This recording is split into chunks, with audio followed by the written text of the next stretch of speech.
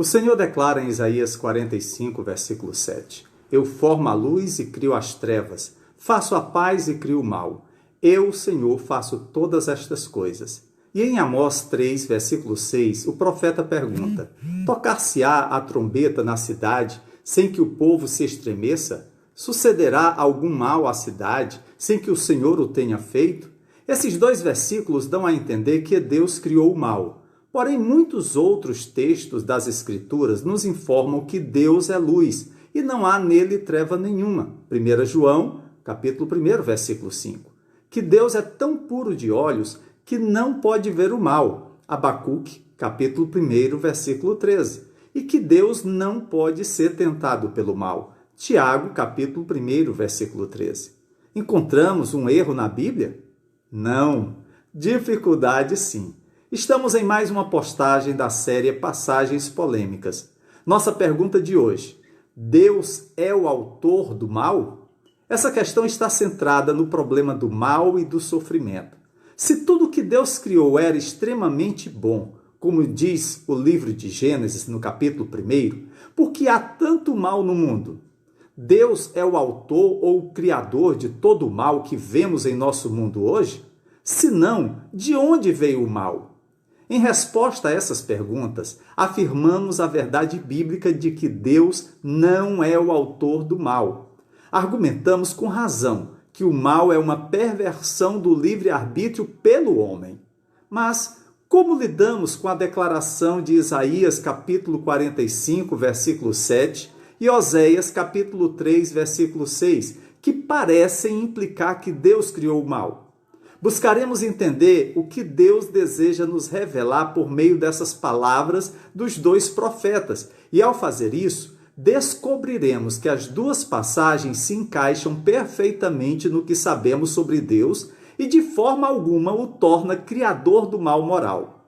Inscreva-se em nosso canal do YouTube, pr.alexaraújo. Acione o sininho, deixe o seu like e faça seu comentário. Vamos à solução dessa dificuldade.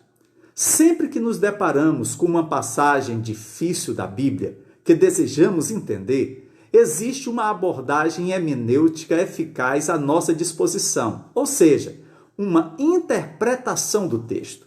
E para interpretarmos corretamente o texto, se requer que consideremos 3 aspectos do texto para buscar clareza em seu significado. Primeiro, o contexto histórico da passagem deve ser trazido à luz. Devemos nos perguntar como o cenário histórico da passagem impacta seu significado. Em segundo lugar, devemos olhar para o contexto gramatical. Aqui, procuramos esclarecer o significado das palavras específicas, artifícios literários e sintaxe escolhidos por Deus para revelar a ideia que ele deseja nos comunicar.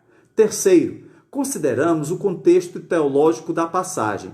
Como a passagem se encaixa no que sabemos de todo o conselho de Deus? Devemos considerar as implicações teológicas da passagem e buscar uma compreensão de como ela se encaixa com o resto do conteúdo teológico da Bíblia. Esta abordagem de 3 frentes é muito eficaz para nos ajudar a entender porções difíceis das Escrituras. Vamos abordar Isaías 45, versículo 7, pois é a passagem mais clara que aborda o tema do mal. Em primeiro lugar, o contexto histórico. Isaías 45 é parte de uma seção maior no livro de Isaías, dos capítulos 40 ao 66, que se dirige à nação de Israel durante seu cativeiro na Babilônia. Nesta seção, Deus promete libertar seu povo do exílio na Babilônia e apresenta uma série de argumentos para superar a dúvida e a descrença de seu povo a respeito dessa promessa futura. Entre as promessas que Deus faz, ele promete fornecer os meios para essa salvação. O Senhor usará as conquistas do rei pagão Ciro, que conquistará a Babilônia e emitirá o decreto para o povo voltar para casa. Isaías 45, versículo 7, afirma que Deus é, em última análise, soberano sobre o mundo, incluindo a humanidade e as nações. De acordo com sua vontade soberana, ele pode fazer cessar as guerras e fazer com que a paz predomine, como estava prestes a fazer com seu povo por meio de Ciro. ou pode trazer desastre e julgamento sobre as nações, como ocorreria com a Babilônia, também através de Ciro. Observe que o contexto do versículo trata de quem é Deus, que é Deus quem fala dos fenômenos naturais, sol, luz, escuridão, e é Deus quem é capaz de causar bem-estar e calamidade. Contextualmente, este versículo trata de desastres naturais e questões de conforto humano. Não está falando de mal moral, o pecado. Antes, o sentido é de calamidade, desgraça. Em segundo lugar, o contexto gramatical. A palavra hebraica ha, que traduzida por mal na Bíblia Almeida Revista e Atualizada, foi traduzida por desgraça na Nova Versão Internacional e foi traduzida por calamidade na Bíblia Nova Versão Transformadora. Todas estas são palavras que traduzem a palavra do hebraico ha, conforme ela se repete em outras passagens do Velho Testamento.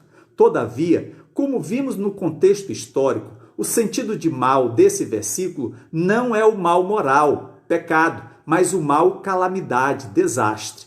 A chave para entender o versículo de uma perspectiva gramatical é o uso de contrastes. Isaías está usando o contraste das palavras como um artifício literário para destacar a soberania de Deus sobre toda a sua criação e particularmente sobre os eventos da história de Israel. O versículo diz: eu formo a luz e crio as trevas, faço a paz e crio o mal. O primeiro contraste é luz e trevas. Ele é bastante claro. O segundo contraste é paz e mal. Não parece funcionar bem. O sentido de mal é de aflições, guerras, desgraças, calamidades. Terceiro lugar, o contexto teológico. A principal questão teológica de Isaías 45, versículo 7, envolve o caráter de Deus, sua bondade. Que tipo de mal pode ser atribuído a Deus? Aqui, novamente, o ensino esmagador, tanto do Antigo quanto do Novo Testamento, aponta para Deus sendo o Criador de todas as coisas moralmente boas e perfeitas. Além disso, é abundantemente claro nas Escrituras que Deus é o autor do julgamento das pessoas e das nações, e, para tanto, ele aplica a pena na forma de calamidades ou desastres, a fim de serem os frutos do pecado punidos. Neste caso, a injustiça do homem exige justiça e punição de Deus. O Senhor nunca é a fonte do mal, mas tanto o bem quanto o mal, não importa de quem sejam, nunca estão fora do controle de Deus. Assim, concluímos que em Isaías 45, versículo 7, como qualquer outra passagem da Bíblia, ocorre dentro de um contexto histórico. E esse contexto histórico nos dá a primeira pista para entender o significado do texto. As promessas de Deus ao seu povo, que estava cativo na Babilônia, incluíam paz para Israel e calamidade para a Babilônia. Essa dupla promessa destaca o que a gramática do texto revela explicitamente, que Deus é responsável tanto pela paz quanto pela calamidade. Quando entendemos como Isaías usa o contraste, entendemos que ele contrasta paz com o tipo de mal que pode ser justaposto à paz, ou seja, com aflições, guerras e calamidades. Esta interpretação é ainda confirmada por sua harmonia com o que a Bíblia ensina sobre a natureza de Deus. Ele é um Criador benevolente. Também se encaixa perfeitamente com a ênfase dos profetas na soberania de Deus e no monoteísmo estrito do judaísmo. Deus não cria o mal moral. Deus não cria o pecado. A passagem ensina claramente que Deus é responsável pela calamidade que acompanha o julgamento da injustiça, do pecado do homem.